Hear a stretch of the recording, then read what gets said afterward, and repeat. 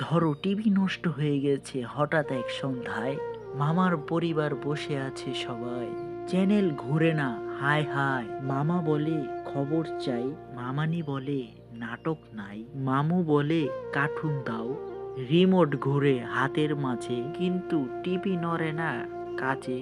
সবাই তাকায় স্ক্রিনের দিকে, স্ক্রিন তাকায় কালো হয়ে ফিরে। শেষ সবাই এক কথাই কয়, নতুন টিভি না আনলে আর শান্তি নাই। আসসালামু আলাইকুম, আমি সোহান। তো আপনারা ছন্দতে থেকে বুঝতেই পারলেন যে মামার বাসার টিভিটা আর কি নষ্ট। একটা টিভি কিনতে গেতেছি, দেখি কত টাকার মধ্যে বা কিরকম ভালো টিভি কিনা যায়।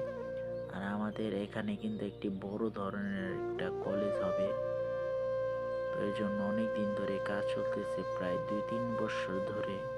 আর এটা হচ্ছে আমাদের আন্তর্জাতিক ব্রিজ, যেই ব্রিজে সবসময় যানজট লেগেই থাকে। পরে আমি একটা কাকুরে জিজ্ঞেস করলাম যে, কাকু তুমি এই ব্রিজ থিয়া আর কি হাঁটা হাঁটা লয়ে যেতেছো কি লেগা? তো সামনে আরেকজনেরও জিজ্ঞাইতেছি, কিন্তু কেউ পোস্টের উত্তরটা দিতে পারতেছে না। কি করব, যানজট লাগিয়েই থাকে, এর লেগা হাঁটা হাঁটা লয়ে যেতেছে।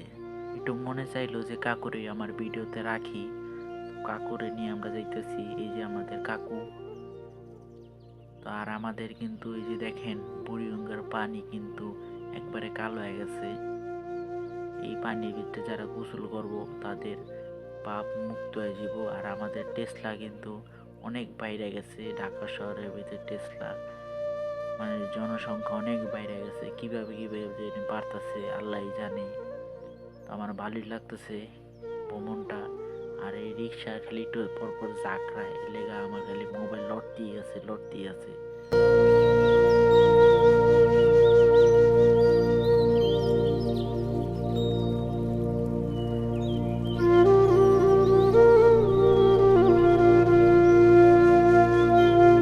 তো ওই কাকু আর কি মোহাম্মদপুর পর্যন্ত আইছে, আর এই কাকুর সায়েন্স ল্যাব।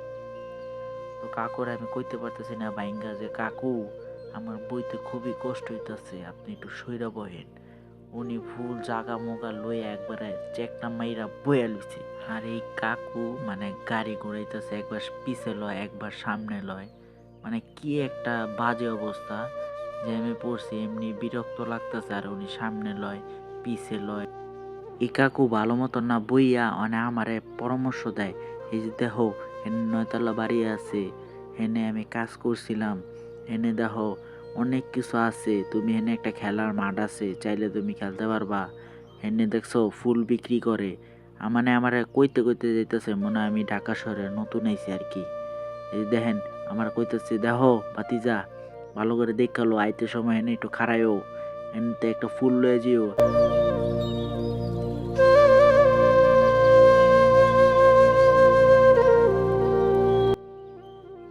আমারে দেখাইতেছে, কাকু দেখো আমি এই জায়গায় বিয়ে করছি।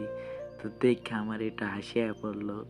এই যে দেখাইতেছে যে এই জায়গায় আমি অনুষ্ঠানটা করছিলাম, টাকা যত কামাইছি সব অনুষ্ঠানে যে এটাতেই খরচ করে ফেলাইছি এই জায়গার ভিতরেই।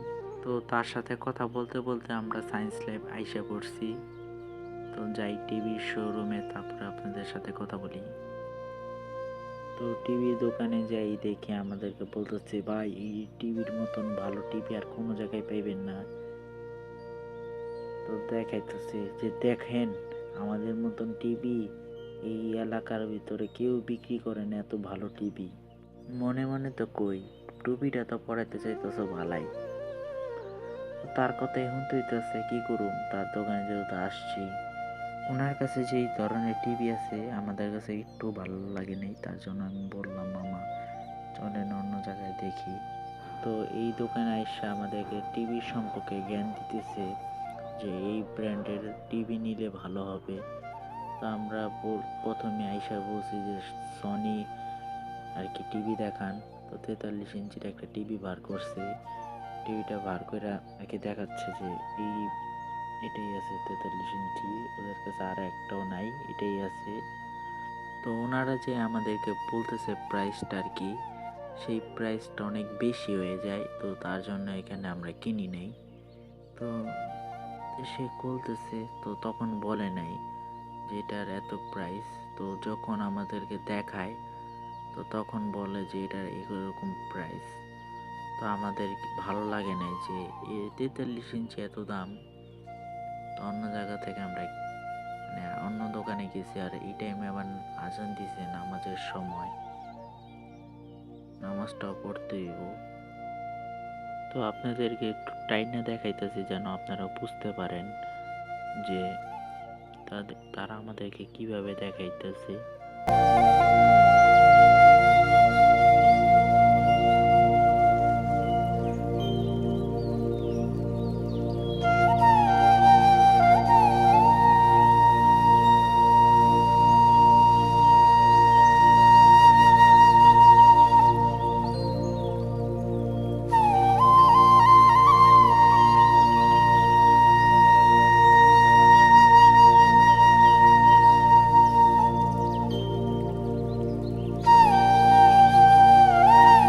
নামাজ পড়ার পরে আর কি আরেকটা দোকানে আসছি যে ভালো একটা টিভি পাওয়া যায় কিনা, কিন্তু শেষমেশ আরেকটা দোকানে ভালো একটা টিভি পাইছি।